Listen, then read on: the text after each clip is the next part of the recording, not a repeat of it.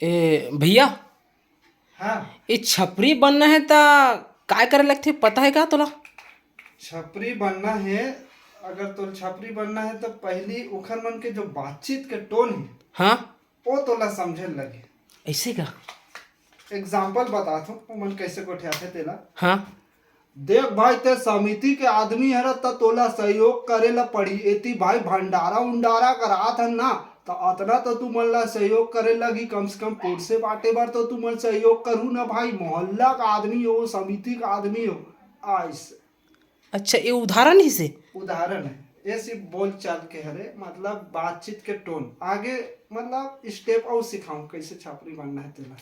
और बाकी भाई मन ला अगर मोर वीडियो अच्छा लगी सोई ना, तो भाई ला फॉलो कर लू। नौरंग यादव नाम है शहर में।